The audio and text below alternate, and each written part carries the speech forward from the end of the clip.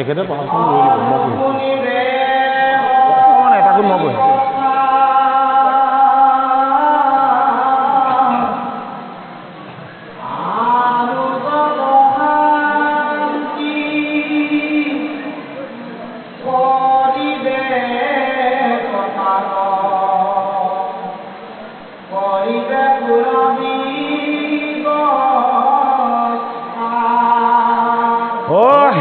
জমপুৰ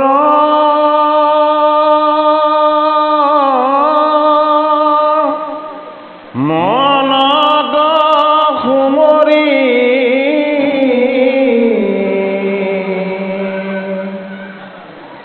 কেন মতে জাগনি ন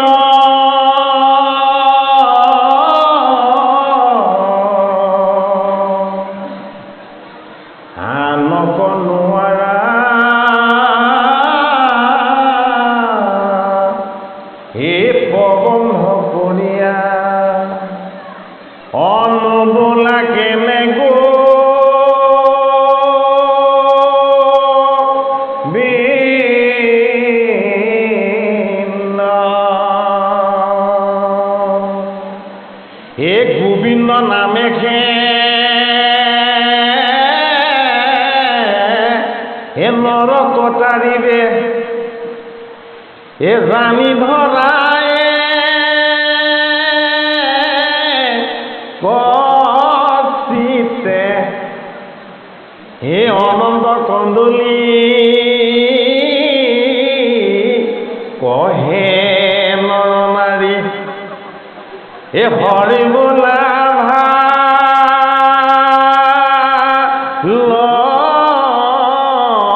মতে হৰিৰা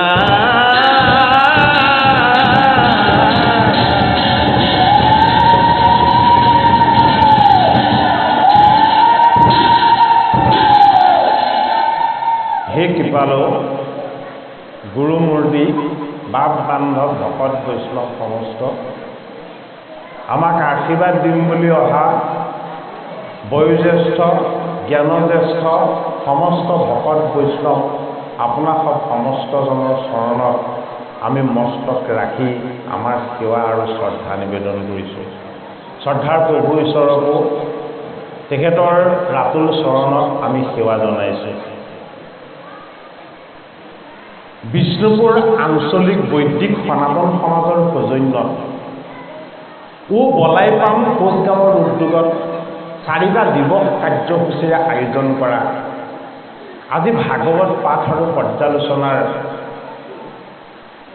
অনুষ্ঠানৰ 3য় দিৱসত সেউকী সমস্তৰ নিমন্ত্ৰণ ৰক্ষা কৰি আমি দৈৱকী নন্দন কৃষ্ণৰ চৰণত যে অকণমান সেৱা ধৰাৰ সুযোগ পাইছোঁ, আমি সেৱকী বাপ বান্ধৱ সমস্তৰ ওচৰতো অত্যন্ত কৃতজ্ঞ। তেৰা সমস্তকো আমি সেৱা জনাইছোঁ। উদীয়মান যুৱক যুৱতীসকল যিসকলে এই চঞ্চল চপল বয়সতো ভাগৱতৰ দৰে বৈকুণ্ঠ শাস্ত্ৰ শ্ৰৱণ কৰি জ্ঞান ভক্তি আৰু বৈৰাগ্যৰ ফালে তেওঁলোকৰ জীৱনক আগবঢ়াই নিব বিচাৰিছে, আমি সেইসকলক বিশেষভাৱে নমস্কাৰ জনাইছোঁ। ভাগৱত নাম স্মৰণ কৰিলেই পুণ্যৰ ভাগ লাভ হয়। শাস্ত্ৰ ভাগ মত্যৰ শাস্ত্ৰ নাভাগ পাঠ ভাগ চলি আছে ভাগৱতৰ 10ম স্কন্ধৰ ৰুক্মিণীৰ বিবাহ বা জাম্বৱতীৰ বিবাহ। ইয়াৰ আগতে ৰুক্মিণীৰ বিবাহ সমাপ্ত হৈছে। সেহি সকলে শাস্ত্ৰ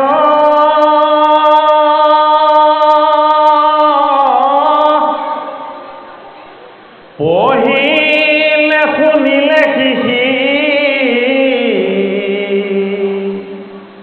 হে অনুষ্ঠান সমস্তে কৰিল হে নিৰাশা ঈশ্বৰ কৃষ্ণ হে যাহাৰ সন্মুখ ভৈল হে আশা কজি জনে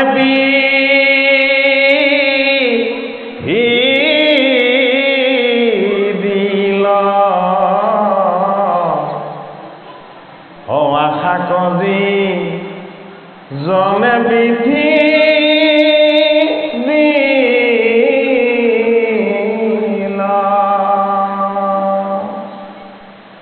শাস্ত্ৰ সেইসকলেহে পঢ়িছে, সকলোৱে পঢ়া নাই।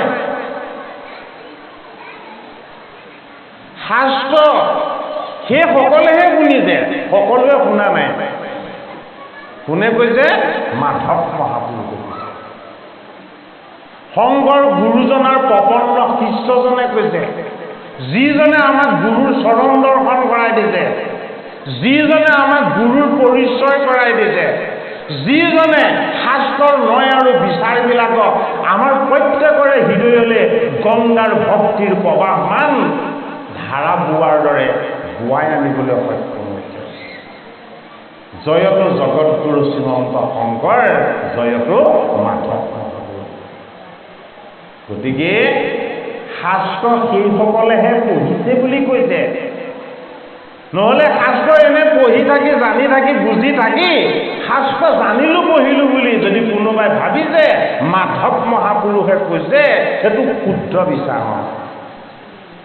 বোলে শাস্ত্ৰ কোনে পঢ়িছে তুমি ক'ব নালাগে, শাস্ত্ৰ কোনে শ্ৰৱণ কৰিছে তুমি ক'ব নালাগে, বোলে এইটো কোনে জানিব? এইটো পৰমাত্মা কৃষ্ণই জানিব। গতিকে আমি শাস্ত্ৰ আজি কিয় শ্ৰৱণ কীৰ্তন কৰিবলৈ আহিছোঁ?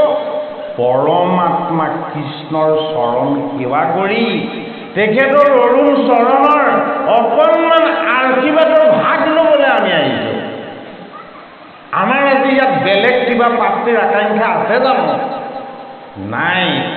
ভগৱন্তৰ চৰণ, ভগৱন্তৰ গুণ যশ লীলা আৰু ভগৱন্তৰ আনন্দময় অমৃত, এই অমৃত পান কৰিবৰ কাৰণে আমি আজি সকলো ইয়াত একত্ৰ হৈছোঁ। নিৰাশা ঈশ্বৰ কৃষ্ণ কোনো কাৰ সন্মুখ হৈছে? যিকেইগৰাকী দেৱীক ভগৱান কৃষ্ণই বিবাহ কৰাইছে 8 গৰাকী, সেই 8 গৰাকীক নিৰাশা ঈশ্বৰ কৃষ্ণৰ সন্মুখ হৈছে। শ্ৰীকৃষ্ণ বা কৃষ্ণ প্ৰাপ্তিটো বা ঈশ্বৰ প্ৰাপ্তিটো এইটো কিমান জটিল বস্তু।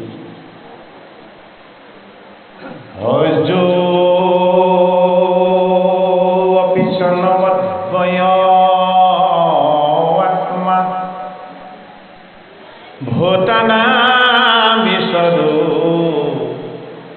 অপিশানা প্ৰকৃতিম সাম অধিষ্ঠায় সম্ভবামি আত্ময়া। হে অৰ্জুন, তুমি মোক সন্মুখত গীতা কৈ থকা যদিও দেখিছা, যদিও মই তোমাক গীতা কৈ আছো হাঁহি হাঁহি তোমাক আনন্দ দান কৰি, এইজন কৃষ্ণ কিন্তু অজ। বোলে কি? এইটো মোৰ দেহ ৰূপ নহয়, এইটো মোৰ কি ৰূপ? এইটো মোৰ আত্মা ৰূপ। অজ অপি চন অদ্বয় আত্মা, মোৰ জন্ম নাই, মোৰ মৃত্যু নাই, মই অজ। মই কি? মই আত্মা। প্ৰকৃতিম সমধিষ্ঠায়, মই প্ৰকৃতিত অধিষ্ঠিত হৈ আছো। কেনেকে? অষ্ট প্ৰকৃতিত। সেইটো কাৰণে 8 গৰাকী ভাৰ্যা কৃষ্ণ। অষ্ট প্ৰকৃতিৰ 8টা তত্ত্বত বাসুদেৱ কৃষ্ণ এই প্ৰকৃতিৰ তত্ত্ব হৈ প্ৰৱেশ কৰাৰ কাৰণেহে এই প্ৰকৃতিৰ চৈতন্য হৈছে। সেইটো কাৰণে কৃষ্ণ কেনেকে প্ৰকৃতিত প্ৰৱেশ হয় তাৰ 8টা উপায় দিছে। এই 8টা উপায়েই হ'ল ভগৱান কৃষ্ণৰ 8 গৰাকী ভাৰ্যা। বিবাহ এক বন্ধন। কি বন্ধন? ই জীৱ আৰু শিৱৰ মাজত এক সত্য বন্ধন। বিবাহ প্ৰকৃতি আৰু পুৰুষৰ মাজত বন্ধন। সেইটো কাৰণে আমাৰ নৰনাৰীসকলৰ বিবাহ আৰু দৈৱকী নন্দন কৃষ্ণৰ বিবাহ দুটা বেলেগ বস্তু। আমাৰ বিবাহ মানে সংসাৰত বান খোৱা, কৃষ্ণৰ বিবাহ মানে সংসাৰৰ পৰা মুক্ত হোৱা। আমাৰ বিবাহ মানে আমি ভৱ সংসাৰৰ দুখ কষ্টৰ মাজলৈ সোমাবলৈ গৈছো, ভগৱান কৃষ্ণৰ বিবাহ মানে এই ভৱ সংসাৰৰ দুখ কষ্ট বিষাদ বেদনা এইবিলাকৰ পৰা মুক্ত হ'বলৈ গৈছে।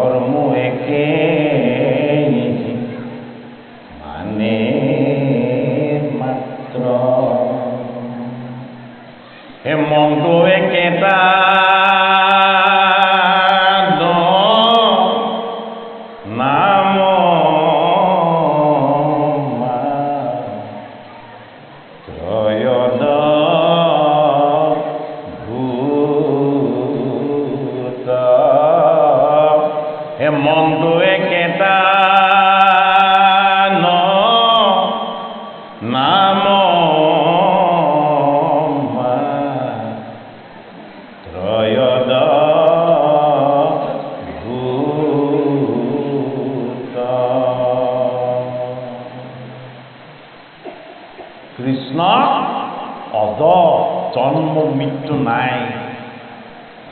যিজনৰ জন্ম আৰু মৃত্যু নাথাকে সেইজন ঈশ্বৰ। কিয়?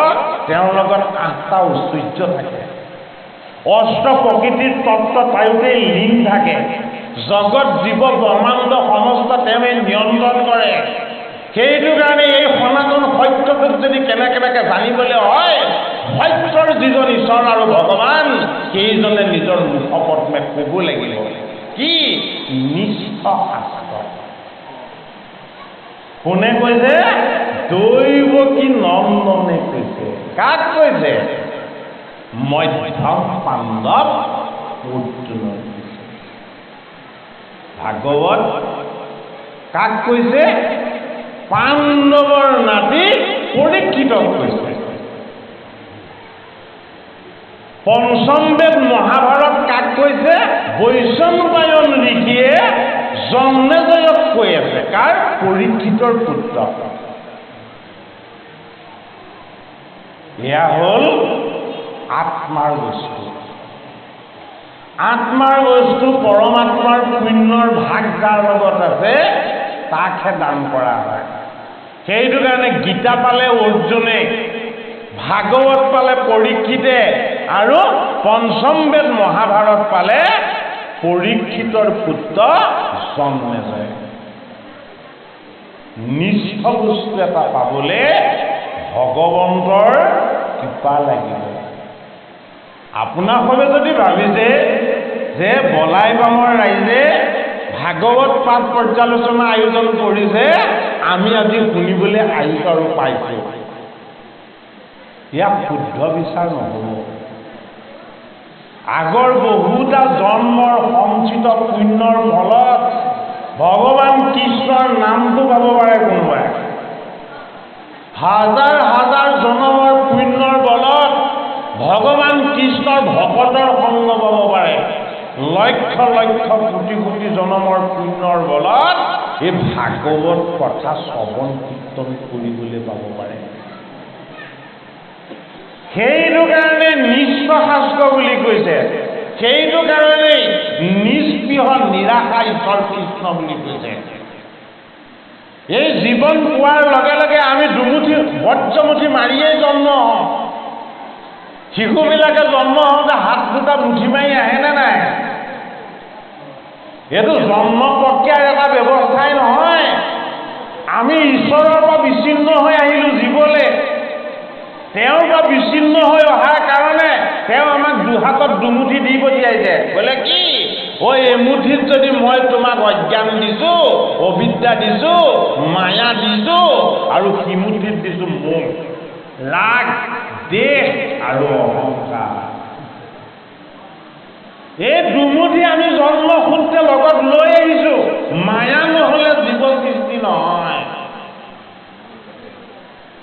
এমুঠিত মায়া আৰু সিমুঠিত মোহ, এই দুই মুঠি লৈ জন্ম হৈছে পৰীক্ষিত। সেইটো কাৰণে মৃগয়া কৰিবলৈ যাব লগা। এমুঠিত মায়া আৰু এমুঠিত মোহ লৈ জন্ম হৈছে এই ধৰাধামত অৰ্জুন। সেইটো কাৰণে কৃষ্ণৰ চৰণত হুক হুকাই কান্দি কান্দি ক'ব লগা হ'ল যে মই যুদ্ধ কৰিব নোৱাৰো।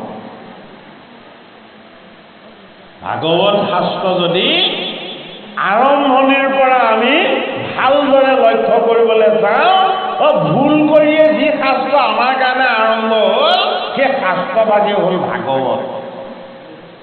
ভাগৱতত ভুল কৰিছে প্ৰথম পৰীক্ষিতে, হয়নে? ভাগৱতত ভুল কৰি দেখুৱাইছে প্ৰণেতা পৰমেশ্বৰ বেদব্যাসে। ভাগৱতত ভুল হৈছে কাৰ? ইন্দ্ৰৰ।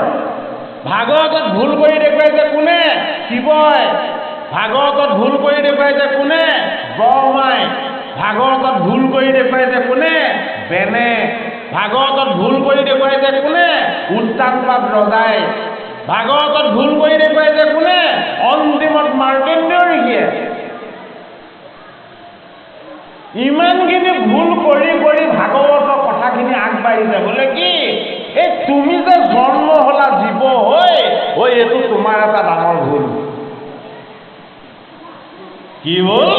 তুমি পৰমাত্মাৰ পৰা কিয় বিচ্ছিন্ন হৈ আহিব লগা হ'ল? ভাবিছোনে বাৰু আমি কেতিয়াবা? আহি গ'ল দুৰ্ভুল কলিযুগ, হয়নে বাৰু? এতিয়া ল'ৰা ছোৱালীবিলাকৰ ফালে অকণমান আহোঁ, বেয়া নাপাব। আমি ছাত্ৰ হৈ থাকোঁতে আমাৰ বেগত কিতাপ থাকে, নিউজ পেপাৰ থাকে, হয়নে? মাহেকীয়া আলোচনী থাকে। আমি সেইবিলাক কওঁ। তেতিয়াৰ দিনত মোবাইলৰ টাৱাৰো নাছিলে, মোবাইলো নাছিলে, হয় বাৰু? কিন্তু এতিয়া কি হ'ল? কিতাপ নপঢ়া হ'ল, আলোচনী নপঢ়া হ'ল, বাতৰি কাকত নপঢ়া হ'ল, হয়নে বাৰু? সকলোৱে লাগিছে বুলি ক'লেও পঢ়াই পোৱা নহ'ব। ৰাতিপুৱা শুই উঠিয়ে যি লাগিল, ৰাতি বিচনাত পৰালৈকে কেৱল মোবাইল আৰু মোবাইল।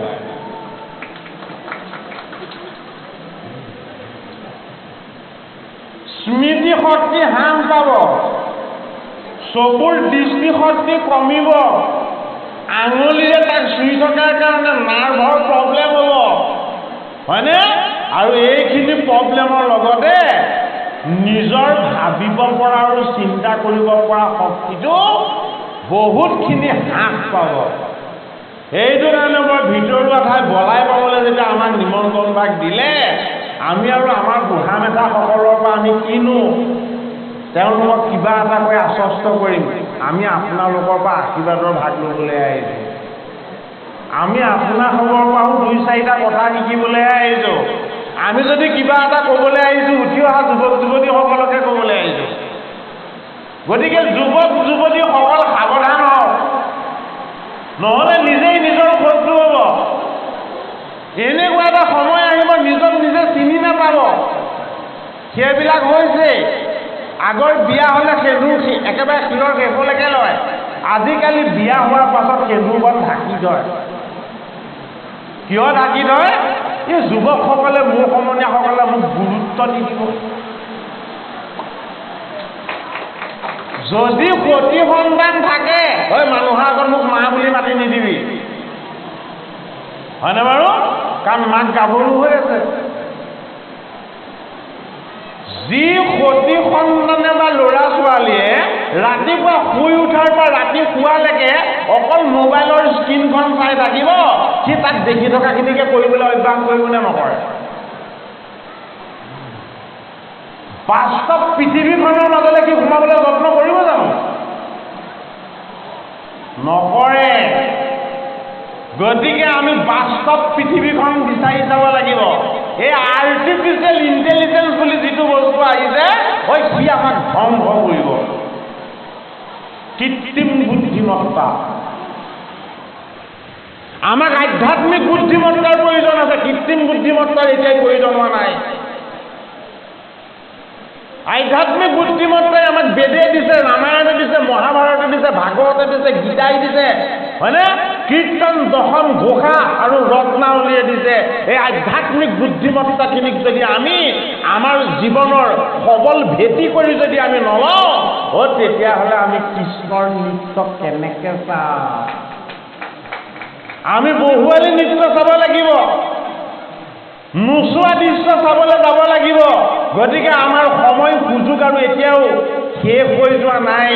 আপোনালোকে এই গ্ৰাম্য অঞ্চল, বিষ্ণুপুৰ অঞ্চলত 4টা দিৱস কাৰ্যসূচীৰে যে এই ভাগৱত চৰ্চাৰ কাৰ্যসূচীৰে যে আপোনালোকে শুভাৰম্ভ কৰিছে, এয়া আপোনালোকৰ জীৱনজোৰা জয়যাত্ৰা হিচাপে প্ৰতি বছৰে যাতে চলি থাকে, আপোনালোকে তাৰ চেষ্টা কৰিব। নহ'লে আমি নিজেই নিজক হেৰুৱাই পেলাম।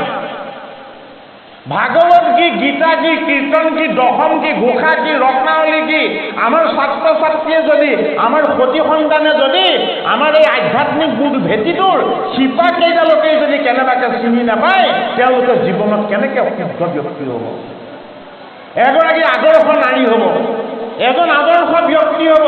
আমি দশম স্কন্ধত কৃষ্ণৰ গুণ কীৰ্তন আৰু লীলাৰ কথা শ্ৰৱণ কীৰ্তন কৰিবলৈ যোৱাৰ আগতে আমাৰ লগত থকা 10 ইন্দ্ৰিয়ক আমি শুদ্ধ সংস্কাৰী কৰিবলৈ আমি প্ৰথমতে যত্ন কৰি ল'ব লাগিব।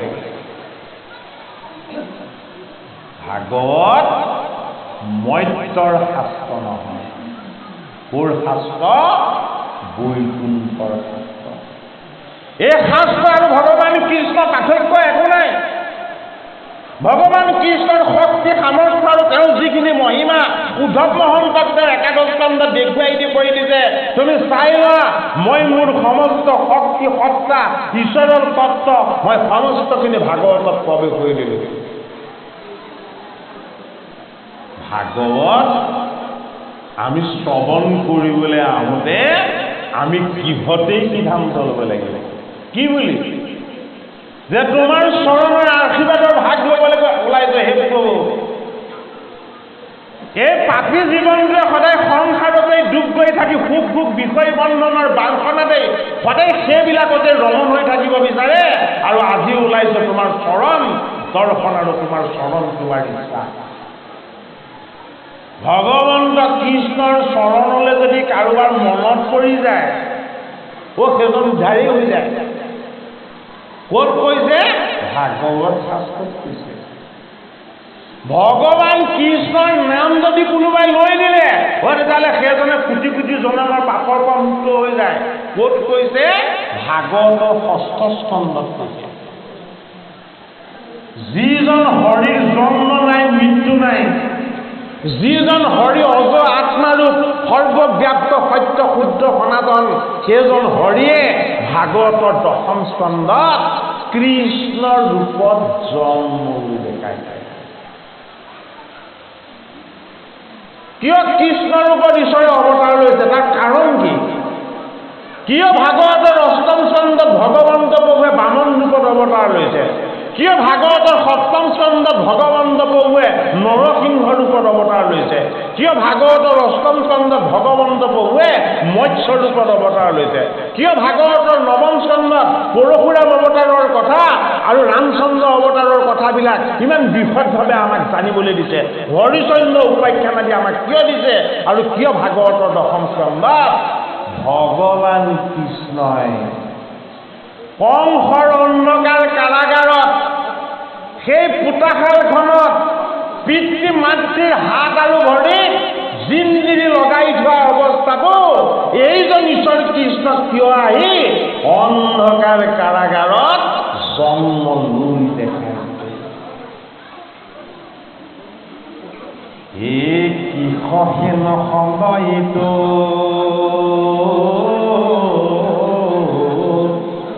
পৃথিৱীবাচক হইল হেন আনন্দ তব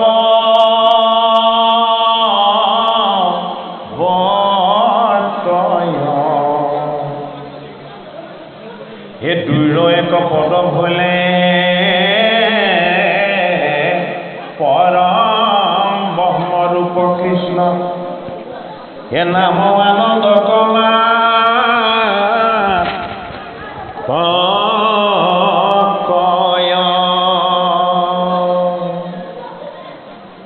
কৃষ্ণ নাম জনাৰ নাম অন্ময় দিছে মাধৱ মহাপুৰুষে ৰাখিছিলে কোনে গড়গড়ি দিয়ে কেনেকে ৰাখিছে গোপনে ৰাখিছে জনাকে ৰখা নাই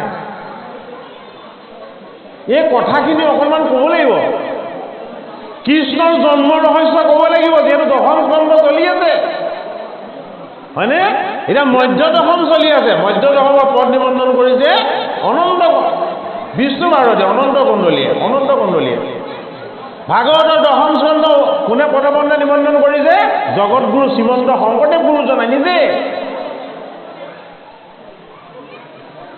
এতিয়া দশম মানে কি ভাগৱত মানে কি যি শাস্ত্ৰৰ 10টা লক্ষণ আছে সেই শাস্ত্ৰক কোৱা হয় দশম বুলি যি শাস্ত্ৰত 10টা লক্ষণ আছে সেই শাস্ত্ৰক কোৱা হয় দশম বুলি ভাগৱত শাস্ত্ৰত কেইটা লক্ষণ আছে 10টা লক্ষণ আছে সৰ্গ বিসৰ্গ স্থান কুষণ উতি মনন্তৰ ইশানুকতা মুক্তি বা মহামুক্তি আৰু আশ্ৰয় এই 10টা লক্ষণ থকাৰ কাৰণে ভাগৱতৰ এটা নাম কি দশম ভাগৱতৰ আত্মা কি ভাগৱতৰ আত্মা হ'ল কৃষ্ণ সেইটো কাৰণে দশম কৃষ্ণৰ জন্ম কৰ্মৰ লীলা প্ৰথম দ্বিতীয় স্কন্ধে চৰণোদয় তৃতীয় চতুৰ্থে তাৰ হুৱে অৰুণোদয় নাভিদেশে পঞ্চম ষষ্ঠকে বক্ষস্থল সপ্তমে অষ্টমে কৰ কমল যুগল কণ্ঠ দেখে নৱম দশমে যাৰ তুণ্য একাদশে ললাট দ্বাদশে ভৈল মুণ্ড এই দশম স্কন্ধ বাংময় মূৰ্তি ভাগৱতৰ মুখপদ্ম আমাৰ পৰিচয়টো আমি যদি কেনেকুৱা বুলি সোধো তেতিয়াহ'লে আমাৰ মুখলৈ চাব লাগিব মুখখনলৈ চাইহে চেহেৰাটো মনত ৰখা যায় হয়নে বাৰু এতিয়া ভাগৱতৰ ছবিটো কেনেকুৱা বুলি যদি সোধে তেতিয়াহ'লে আমি দশম চাব লাগিব কি চাব লাগিব দশমত 90টা অধ্যায় আছে দশমত 3টা ভাগ আছে আদি চোৱা মধ্য চোৱা আৰু শেষ চোৱা কিয় 3 চোৱা দিছে আদি মধ্য আৰু শেষ বাকী স্কন্ধ কিতাপটো তেনেকে দিয়া নাই দশম কিয় তেনেকে 3 চোৱা কৰি দিব লগা হ'ল আদিতেও তেওঁৱেই আছে মধ্যতো তেওঁৱেই থাকিব আৰু শেষতো তেওঁৱেইহে থাকিব সেইটো কাৰণে 3 চোৱা কৰি দিছে ভগৱন্ত প্ৰভু পূৰ্ণমদঃ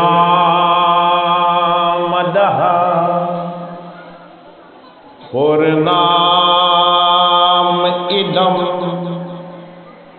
পূৰ্ণাৎ পূৰ্ণম উদশ্যতে পূৰ্ণস্য এব অবশিষ্যতে শান্তি উপনিষদে ক'লে কি ক'লে পূৰ্ণম আদহ আদিতে তুমিয়েই পূৰ্ণ আছিলা পূৰ্ণম এব এতিয়াও তুমিয়েই পূৰ্ণ হৈ আছা আৰু উদ্দেশ্যতে একেবাৰে সমাপ্তিটো কেৱল তুমিয়েইহে পূৰ্ণ হৈ থাকা গতিকে এই খন্তেকীয়া জীৱনটো যে আমি পাইছো এইটো অপূৰ্ণ বস্তু এই যে ধন সুখ ঐশ্বৰ্য বিভূতি গাড়ী খেতি মাটি এইবিলাক এইবিলাক অপূৰ্ণ বস্তু। কিয় অপূৰ্ণ? যিবিলাক বস্তু পালেও মন পূৰ্ণ নহয় সেইবোৰ অপূৰ্ণ। আৰবপতি খৰবপতি হৈ গৈছেগে, কিন্তু ধনৰ তৃষ্ণা কেতিয়াও কমা নাই, হয়নে? এইটো কাৰণে প্ৰথমতে কৃষ্ণই বধ কৰিছে কাক? পুতনা, দশম স্কন্ধত। কৃষ্ণৰ জন্ম কংসৰ কাৰাগাৰত। এইটো কাৰাগাৰ কি? দশ ইন্দ্ৰিয় একাদশ ইন্দ্ৰিয় মন এই 11টা বৃত্তিৰে সৈতে এইটোৱেই হ'ল আচল কংসৰ কাৰাগাৰ। এই দেহটো দৈৱকী প্ৰকৃতি, এই জীৱটো হ'ল বসুদেৱ। সেইটো কাৰণে কি? পুৰুষ। এই দৈৱকী ৰূপী দেহত ভক্তি থাকিব লাগিব, আৰু বসুদেৱ ৰূপী জীৱত বৃত্তিৰ শুদ্ধতা আৰু পবিত্ৰতা লাগিব। এই দুটা বস্তু এক কৰি দিলে বসুদেৱ আৰু দৈৱকীৰ বিবাহ হয়। সেইটো কাৰণে বসুদেৱ আৰু দৈৱকীৰ বিবাহৰ লগে লগে আকাশবাণী হৈ গ'ল। বাণী কি? ঈশ্বৰৰ প্ৰকাশ। বাণী কি? আদিতে বেদ আছিলে, পাছত তত্ত্বমন্থন কৰি উপনিষদ কৰা হ'ল, ভাগৱত কৰা হ'ল, আৰু ভগৱান কৃষ্ণৰ শ্ৰীমুখৰ বাণীৰে গীতা নিৰ্মাণ হ'ল। গতিকে বাক্য হ'ল ব্ৰহ্ম, বাক্য হ'ল ঈশ্বৰৰ তত্ত্ব। প্ৰথম কৃষ্ণ কেতিয়া প্ৰকাশ হ'ল? যেতিয়া বসুদেৱক আকাশবাণী শুনাই দিলে। হেৰ মূৰ্খ, তই কি এনেকুৱা ধৰণৰ ভুল কৰিছ তই নিজেই গম পোৱা নাই? তই কিয় বসুদেৱ আৰু দৈৱকীক বিবাহ কৰাই দিলি? এই অষ্টম পুত্ৰৰ হাতত তোৰ মৃত্যু হ'ব। এইটো শাসৰ দশমৰ বিবাহৰ লগে লগেহে বাণী হৈ গৈছে। তেনেকুৱা ধৰণৰ বিবাহ ভাগৱতৰ দশম স্কন্ধত ভগৱান কৃষ্ণই 8খন কৰিছে। তাৰ উপৰিও কৃষ্ণৰ 16,108 গৰাকী ভাৰ্যা আছে। দশম ভাগৱতৰ মুখপদ্ম। ভাগৱতৰ মুখখন কেনেকে চাব লাগিব? এই দুটা চকুৰে চালে ভাগৱত দেখা নাপাম। এই দুটা জড় দৃষ্টিৰে চালে আমি ঈশ্বৰৰ চৰণ দেখা নাপাম। ভাগৱতৰ ভগৱন্তৰ যদি চৰণ চাবলৈ হয়, এটাত থাকিব লাগিব দৈৱকী, ইটোত থাকিব লাগিব বসুদেৱ। সেইটো কাৰণে দুটা চকু। এটা চকুত থাকিব লাগিব দৈৱকী, বোলে কি? তোমাৰ হৃদয় হ'ব লাগিব দয়াবান ক্ষমাবান। দয়া, ক্ষমা, প্ৰেম, কৰুণা আৰু ভক্তি। এই এটা চকুত সেইকেইটা সদায় থাকিব লাগিব। ক্ষুদ্ৰ বিচাৰ, সত্য আচৰণ, ধৰ্মনিষ্ঠ সাধনা, জীৱনত কেতিয়াও কাকো ঈৰ্ষা নকৰা, ধৰ্মৰ পদত সদায় অচল আৰু অটল। গোটেই পৃথিৱীয়েও যদি কেনেবাকে তেওঁক কয় তুমি অন্যায় কৰা, মই কৰিব নোৱাৰো। বসুদেৱ বৃত্তিৰ শুদ্ধতা, বৃত্তিৰ পবিত্ৰতা, ধৈৰ্যৰ মূৰ্তি, সংযমৰ মূৰ্তি আৰু সাধনাৰ একত্ব ঈশ্বৰ তত্ত্ব। সেইটো কাৰণে নামটো কি? পৃথিৱীত থকা ধাৰণ কৰা শক্তিৰ যিটো তত্ত্ব সেইটো তুমিয়েই। বোলে কি? বসুদেৱ। বসু মানে পৃথিৱী, দেৱ মানে পৃথিৱীক ধাৰণ কৰিব পৰা সত্তা। এই পৃথিৱী কি? এই পঞ্চভূত। এই পঞ্চভূতৰ তত্ত্বক যি ধাৰণ কৰে সেয়া ঈশ্বৰৰ অংশ জীৱ। দৈৱকী দশ ইন্দ্ৰিয়ৰ একাদশ ইন্দ্ৰিয় মনৰ তত্ত্বৰে সৈতে এগৰাকী দেৱী। বন্দী হ'ল ক'ত? কংসৰ বিবাহ। কংসই বিবাহ কৰি দিয়াৰ পাছত বন্ধন। কাৰ বন্ধন? দেহটোৰ লগত জীৱটোৰ। এই দেহটোৰ লগত জীৱটোৰ যেতিয়াই বন্ধন হৈ গ'ল, তেতিয়াই আমি কংসৰ কাৰাগাৰত সোমাই গ'লো। কংসৰ কাৰাগাৰ কি? কংসৰ কাৰাগাৰ হ'ল অজ্ঞান, অন্ধকাৰ আৰু অবিদ্যা, যিটোক কোৱা হয় তমসা বুলি। এই তমসাৰূপী অজ্ঞান আৰু অবিদ্যাৰ এই যিটো কাৰাগাৰ, এই কাৰাগাৰটো বেলেগত নাই, এইটো আমাৰ লগতে আছে। আমাৰ দেহটো ৰজগুণী, সেইটো কাৰণে ই কংসৰ কাৰাগাৰ। এই ৰজগুণী কংসৰ কাৰাগাৰত লোভ, মোহ, কাম, ক্ৰোধ, দম্ভ, দেহ, অহংকাৰ এই 7খন জপনা আছে। সেইটো কাৰণে কংসৰ কাৰাগাৰত 7খন জপনা আছে। আৰু 3জন তাত ৰখীয়া আছে। বোলে কি? ঘৃণা, তৃষ্ণা আৰু ভয়। এই তিনিজন হ'ল কংসৰ কাৰাগাৰত ৰখীয়া। কেনেকে আছে? যেতিয়ালৈকে কৃষ্ণ বস্তুৰ জন্ম হোৱা নাই, জপনাৰ তলা ডাঙৰ ডাঙৰকে জিলিকি আছে। চাবি নহ'লে কোনেও খুলিব নোৱাৰিব। যেতিয়ালৈকে কৃষ্ণ বস্তুৰ জন্ম হোৱা নাই, তিনিজন পহৰাই সম্পূৰ্ণৰূপে সচেতন হৈ পহৰাগিৰি কৰি আছে। যিদিনাখন জগতৰ হৰিদৈৱকী নন্দন কৃষ্ণ দেৱতাসকলে আহি গৰ্ভস্তুতি কৰি গ'ল। এই দেৱতাসকলে গৰ্ভস্তুতি কৰাৰ পাছত দশমত যেতিয়া বাসুদেৱ কৃষ্ণই শংখ চক্ৰ গদা পদ্ম ধাৰণ কৰি কংসৰ কাৰাগাৰৰ বাউণ্ডেৰীৰ যিটো বন্ধন আছিলে, সেই বন্ধনটোক নস্যাৎ কৰি বৈকুণ্ঠ ধামৰ তত্ত্বলৈ নিজেই গমন কৰিলে। আৰু বসুদেৱে দেখিছে এক অদ্ভুত বালক। বসুদেৱে দেখিল অদ্ভুত বালক। এই অদ্ভুত বালকেই হ'ল ঈশ্বৰ। এই অদ্ভুত বালকেই হ'ল ঈশ্বৰৰ তত্ত্ব। এই অদ্ভুত বালকেই হ'ল আত্মাই পৰমাত্মাক দেখা পোৱাৰ যিটো আনন্দ। এয়া কি? এয়া হ'ল কৃষ্ণৰ জন্ম। এই দশম স্কন্ধত কৃষ্ণ বস্তুৰ যেতিয়া জন্ম হ'ল, কন্দা লাগি গ'ল। জপনাবিলাক স্বতন্ত্ৰভাৱে খোল খাবলৈ ল'লে। অজ্ঞান, অবিদ্যা, ঘৃণা, তৃষ্ণা, ভয়, কাম, ক্ৰোধ, লোভ, মোহ, এইবিলাক কম ডাঙৰ ডাঙৰ জপনা নহয়, আৰু তাত লগাই থোৱা অজ্ঞানৰ তলাবিলাকো বৰ ভয়ংকৰ বস্তু। দশম স্কন্ধ অজ্ঞানক বিজ্ঞান কৰি, হয়নে, তাক চৰম ৰহস্যলৈ উন্নীত কৰি কৃষ্ণ বস্তু এইবাৰ, পৰমাত্মা বস্তু এইবাৰ বসুদেৱৰ কোলাত আহি বহি দিলে। আৰু কি কৈছে যে কংসলে মোৰ ভয় লাগে। কম ডাঙৰ কথা নে বাৰু? যিজন ঈশ্বৰে ভয় দূৰ কৰে, যিজন ঈশ্বৰৰ চৰণ পালে ভয় থাকিবই নোৱাৰে, সেইজন ভগৱত তুমি ভগৱান কংসৰ কাৰাগাৰত জন্ম হৈ কৃষ্ণই কৈছে কংসলে মোৰ ভয় লাগে। কি ভয়? ঈশ্বৰে কিয় ভয় লাগে বুলি কৈছে? দুটা কাৰণ। প্ৰথম কাৰণ, কংস হ'ল মোৰ ভকত, বৈৰীভাৱে মোক চিন্তা কৰিছে, ভকতক মই সন্মান কৰোঁ, সেইটো কাৰণে কৈছে ভয় লাগে। আৰু দ্বিতীয় কাৰণ কি? কংসই মোৰ জন্মৰ কথাটো ইমান গুৰুত্ব সহকাৰে ল'লে যে গোটেই জগতক জনাই দিলে যে মই আহি জন্ম লওঁ। গতিকে মোৰ গুঞ্জস আৰু লীলাৰ প্ৰকাশ এই কংসৰ দ্বাৰাই হয়। গতিকে কংস কি? এই দেহটো, ৰজগুণী দেহটো হ'ল কংস। এই কংসৰ কি লাগে? ভোগ লাগে, বিলাস লাগে, আনন্দ লাগে, উচ্ছ্বাস লাগে। এই দেহটোৰ মৃত্যুৰ ভয় থাকে, সেইটো কাৰণে কংসৰ মৰিবলৈ ভয় আছে। দশম স্কন্ধত কৃষ্ণ বস্তুৰ জন্ম বোলে কি? পৰীক্ষিতৰো ভয় আহিব। কেনেকে আহিলে? অভিসম্পাতৰ দ্বাৰা আহিলে। কংসৰ আহিলে বাণীৰ দ্বাৰা, আকাশবাণীৰ দ্বাৰা। আৰু পৰীক্ষিতৰ ভয় আহিলে কেনেকে? ঋষিৰ ব্ৰহ্ম বাক্যৰ দ্বাৰা। পৰীক্ষিতে সেই ব্ৰহ্ম বাক্যলে ভয় নকৰিলে।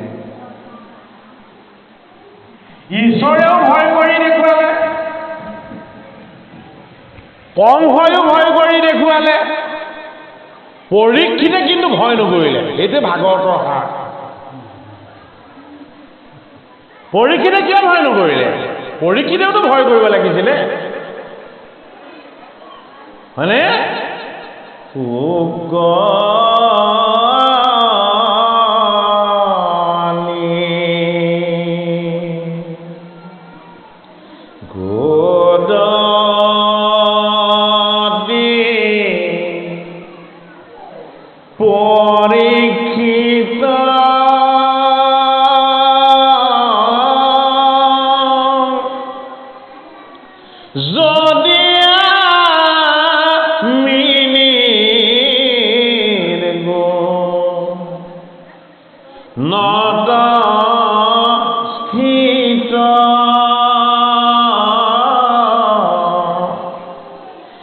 তথাপি উত্তম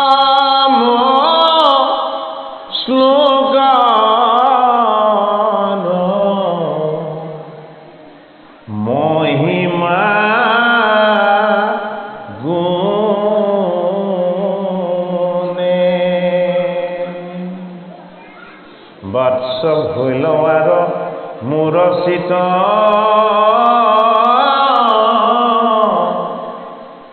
ভাগৱত গন্ধ বিপদিত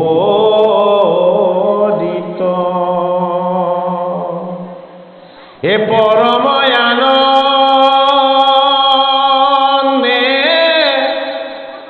পঢ়িলো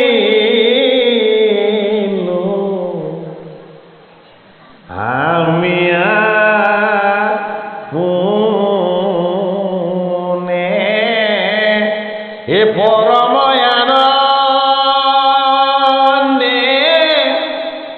পঢ়িলো আমি আপোনে।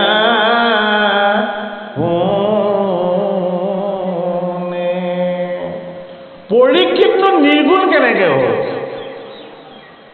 পৰীক্ষিত সেইদিনাখন নিৰ্গুণ হৈছিলে যিদিনাখন মাতৃৰ গৰ্ভত থাকোঁতে অস্বস্থমাৰ ব্ৰহ্মাস্ত্ৰই তেওঁক মৃত্যুত পতিত কৰাইছিলে। দেহত ভাং খাই থকা জীৱ এটা গুণময়, দেহৰ বন্ধনৰ পৰা জীৱটোক যদি মুক্ত কৰি দিয়ে তেতিয়াহ'লে সি নিৰ্গুণলৈ গতি কৰে। ক'ত আছিলে? মাতৃৰ গৰ্ভতেই আছে। কিন্তু অস্বস্থমাৰ ব্ৰহ্মাস্ত্ৰৰ প্ৰহাৰত মাতৃৰ দেহৰ গুণৰ পৰা তেওঁ আঁতৰ হৈ গুচি গ'ল আৰু উতলাই যেতিয়া বাসুদেৱ কৃষ্ণক স্মৰণ কৰিলে, তুমিয়েই মোৰ প্ৰাণ, তুমিয়েই মোৰ দেহ, তুমিয়েই মোৰ কায়, তুমিয়েই মোৰ বাক্য, তুমিয়েই মোৰ মন আৰু তুমিয়েই মোৰ এই গৰ্ভস্থ সন্তান। এই জগতত সকলোৰে বিনাশ হ'ব পাৰে, তোমাৰ কেতিয়াও বিনাশ হ'ব নোৱাৰে। অস্বস্থমাৰ ব্ৰহ্মাস্ত্ৰই মুখটো দহন কৰিছেই, মোৰ পুত্ৰটোকো মৃত কৰি দিছে। গতিকে হে দৈৱকী নন্দন, হে কৃষ্ণ, তুমি মোক আৰু মোৰ সন্তানক ৰক্ষা কৰা। কি হ'ল? ভগৱান কৃষ্ণই এইবাৰ আংগুষ্ঠ প্ৰমাণ ৰূপ ল'লে। উত্তৰাৰ গৰ্ভত সেই মৃত শৰীৰত আত্মাৰূপী পৰীক্ষিতক আকৌ পুনৰ জীৱন দান দিলে। পৰীক্ষিত চৈতন্য হৈ গ'ল। আগতে তেওঁ যদি যিটো গৰ্ভস্থ সন্তান হৈ জন্ম লৈছিলে সেইটো কৃষ্ণ দৰ্শনৰ উপযুক্ত নাছিলে। এইবাৰ যে কৃষ্ণই নিজেই তেওঁ চৈতন্য কৰি দিলে, বোলে মই চৈতন্য কৰি দিছো, তুমি চাই লোৱা। বোলে কি? মোৰ চতুৰ্ভুজ ৰূপটো। তুমি স্তুতি কৰা, বোলে কাক? মোক। তুমি দৰ্শন কৰা, বোলে কাক? মোক। তুমি আনন্দ পান কৰা, বোলে কাক? এই জগতৰ হৰিক মাতৃৰ গৰ্ভত থাকোঁতে সমস্ত ৰূপত চাই লোৱা। সেইজন পৰীক্ষিতেহে গংগাৰ পাৰত ভাগৱত শুনিছে। যি মাতৃৰ গৰ্ভত থাকোঁতে এবাৰ মৃত হৈ গুণৰ পৰা নিৰ্গুণলৈ গমন কৰি আকৌ জন্মতত্ত্বৰে যিজন আকৌ গুণত বান খালে, জীৱ যদি গুণত বান খায় তেতিয়াহ'লে তাৰ কিমান দুখ আৰু কষ্ট হয়। গুণত বান খোৱা জীৱবিলাক কেনেকৈ অজ্ঞান আৰু অবিদ্যাৰ কবলত পৰি ধৰ্মৰাজৰ ধৰ্ম ৰাজ্যক শাসন নকৰি পিঠিত তোণ আৰু কান্ধত ধনু লৈ কেনেদৰে মায়ামৃগ খেদিবলৈ যায়, এয়া পৰীক্ষিততে আমাক প্ৰমাণ দেখুৱাই দিলে। উপনিগদতে পৰীক্ষিত। যদি আমি নিৰ্গুণতা স্থিত, ময়ো নিৰ্গুণ, তুমিও নিৰ্গুণ, বোলে কি? এই দেহৰ তত্ত্বলৈ অহাৰ আগতে আমি ঈশ্বৰ তত্ত্ব আছিলো। এই ঈশ্বৰ তত্ত্বলৈ আমি কেতিয়া আকৌ আহিলো? যেতিয়া কৃষ্ণৰ নাম পালো, গুণ পালো, জপ পালো আৰু কৃষ্ণৰ অমৃতময় কথা পালো। সুকে কাৰ পৰা পালে? পিতৃগুৰু বেদব্যাসৰ পৰা পালে। এই নিৰ্গুণৰ স্থিত ঈশ্বৰ তত্ত্বক যদি আমি গুণময় জীৱবিলাকে যদি কেনেবাকে উপাসনা কৰিবলৈ, সন্তুষ্ট কৰিবলৈ, তেওঁৰ আশীৰ্বাদ ল'বলৈ যদি আমি যত্নপৰ হওঁ, তেতিয়াহ'লে গীতা, ভাগৱত, কীৰ্তন, দশম ঘোষা, ৰত্নাৱলী শ্ৰৱণ কীৰ্তন কৰিব লাগিব। আপোনালোকে আজি তৃতীয় দিৱসৰ পাঠ পৰ্যালোচনা শ্ৰৱণ কৰিছে। গতিকে আমি আজি আহি পাইছোঁহে।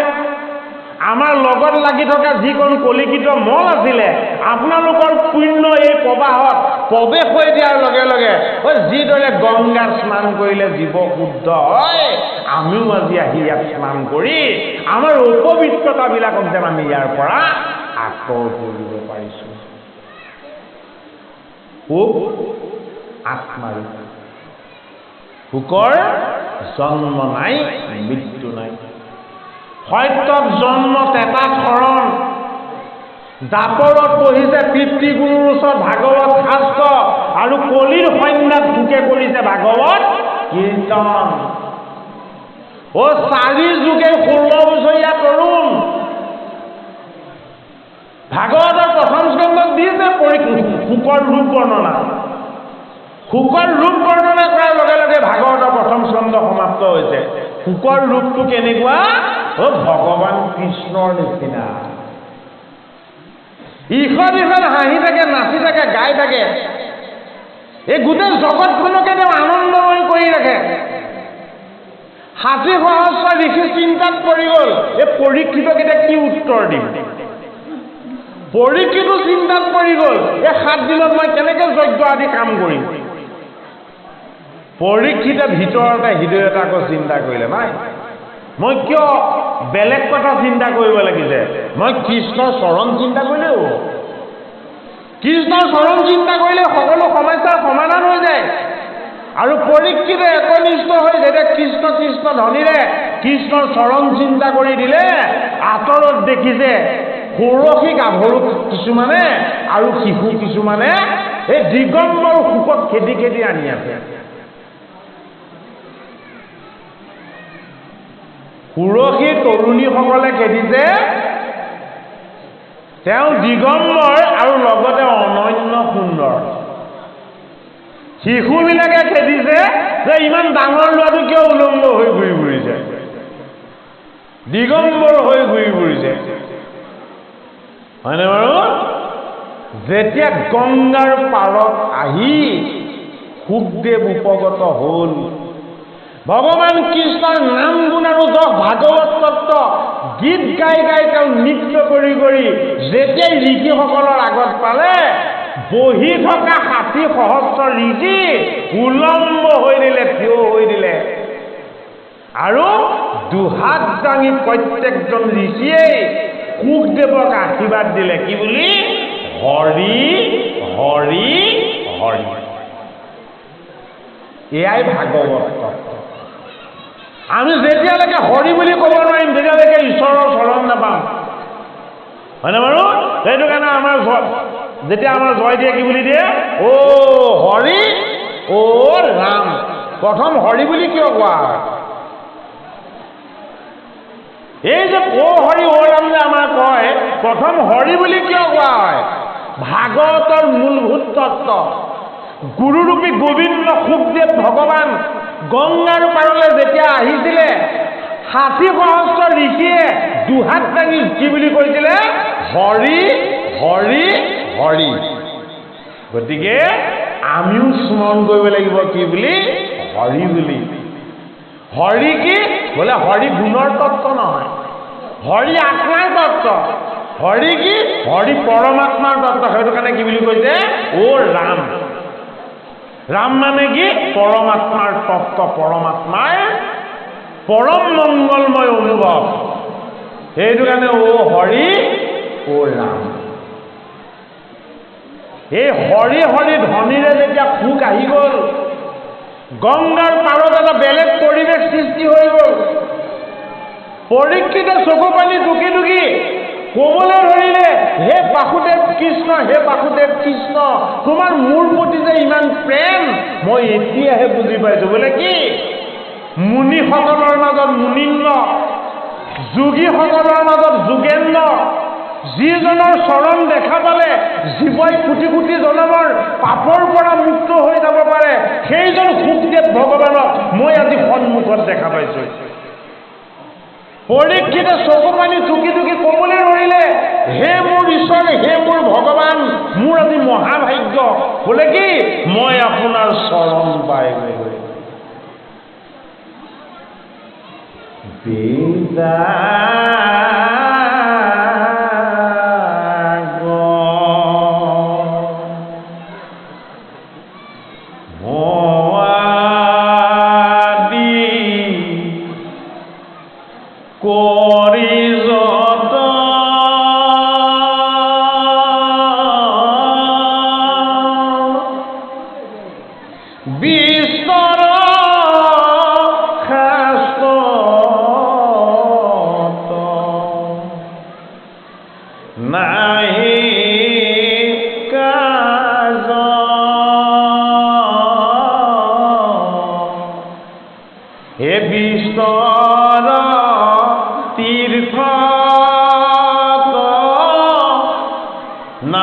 কি সুপয়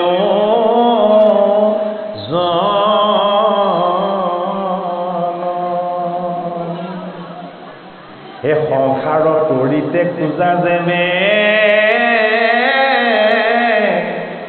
হে আপোন মুখৰ হেতু তেবে হে গোবিন্দ গোবিন্দ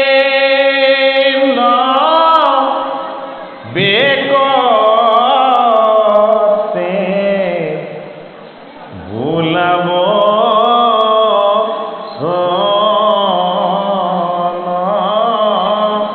হে গোবিন্দ গোবিন্দ বেকতে ভুলাব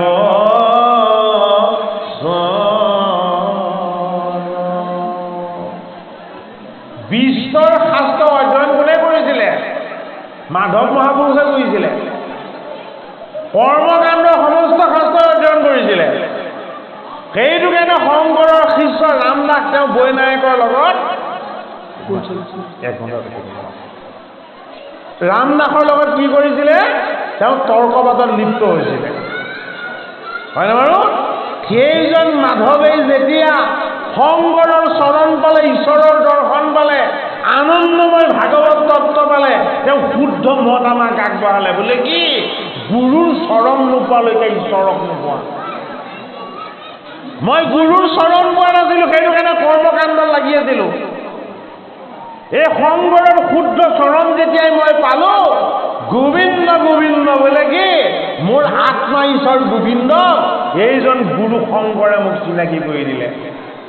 সেইটো কাৰণে গুৰুক স্মৰণ কৰি আমাৰ ভাগৱত শাস্ত্ৰ আৰম্ভ হয়। সেই কৃপালো গুৰুমতী বাপাল সমস্ত আমি মহামুনি ব্যাসদেৱে ভাগৱত ৰচনা কৰিব লগা কাৰণ মানে মহামুনি এটা প্ৰশ্ন দিছে যে টিকালজ্ঞ ঋষি প্ৰণেতা পৰমেশ্বৰ বেদত ব্যাসে ভাগৱত কিয় প্ৰণয়ন কৰিব লগা হ'ল? এইটো এটা ধুনীয়া প্ৰশ্ন। তাৰ আগতে বেদব্যাসে কি প্ৰণয়ন কৰিছে? 17 পুৰাণ প্ৰণয়ন কৰিছে। অষ্টদশদল মহাভাৰত পঞ্চম বেদ প্ৰণয়ন কৰিছে। মহাভাৰতৰ অন্তৰ্গত দিব্য জ্ঞানময় যোগশাস্ত্ৰ গীতা প্ৰণয়ন কৰিছে। আৰু কি কৰিছে? বেদ অশৃংখলিত আছিলে। এই অশৃংখলিত বেদক তেওঁ শৃংখলাবদ্ধ কৰি 4টা শাখাত বিভক্ত কৰি তাক চিৰিয়েল কৰিছিলে। সেইটো কাৰণে কি? বেদক শৃংখলাবদ্ধ কৰিব বেদক ব্যাসে পাৰে। সেইটো কাৰণে তেওঁৰ নামটো কি? কৃষ্ণ দ্বৈপায়ন আছিলে। বেদৰ মন্ত্ৰক শৃংখলাবদ্ধ কৰি বুজিবলৈ সহজ কৰি দিয়াৰ কাৰণে তেওঁৰ নাম হ'ল বেদব্যাস। প্ৰশ্নটি খুব সুন্দৰ। আমি উত্তৰটো আপোনাৰ খবৰত আগবঢ়াম। দুজন পাঠক 55 মিনিট সময় বহি থাকিলে, হয়নে বাৰু? গতিকে অমৃতময় ভাগৱত তেওঁলোকে অকণমান পাঠ কৰক। মই 2টা কোট পাঠ কৰি দিছোঁ দেই। এতিয়া আমি এটা নতুন তত্ত্ববস্তুলৈ যাম। এইখিনি কথা যিহেতু আমি ৰাতিলেও হয়তো ব্যাখ্যা আগবঢ়াম। 10ম স্কন্ধৰ যিমানলৈকে পাঠ হৈছে, পাঠ হোৱা কথাখিনিৰ আমি ইতিমধ্যে কংসৰ কাৰাগাৰৰ তত্ত্বটো ক'লোঁ মাত্ৰ, হয়নে বাৰু? তাৰ পাছৰ যিখিনি কথা আছে আমি প্ৰসংগক্ৰমে ক'বলৈ যত্ন কৰিম। এতিয়া আহিছে সত্যভামাৰ বিবাহ পদচন্দ্ৰ। হে অনগৰে সমাত শিলা নাৰায়ণ, হে উগ্ৰসেন আদি যত হে আছে মহাজন, হে সতাজিত তথা নিয়াই লেখে আপুনি সবাতে কহিলা কৃষ্ণে মণিৰ কাহিনী, হে সিংহে আগে মণি নিলে পখে নত মাৰি, হে জাম্বৱন্তে নিলে পাছে সিংহক সংহাৰি, এ পাশে তাৰ খোঁজ গুৰি এ পখিলো বিবল এ 28 দিৱস যুদ্ধ ভৈল ভয়ংকৰ পাছে যুদ্ধ হাৰি বুলিলে কতুতিবা এ মণি সমে কন্যা বিহা দিলে আমাক এ সৰ্বজনে আমাক বুলিলাহে নকৰি এ মণি নিলে নাৰায়ণে পখে নকমাৰি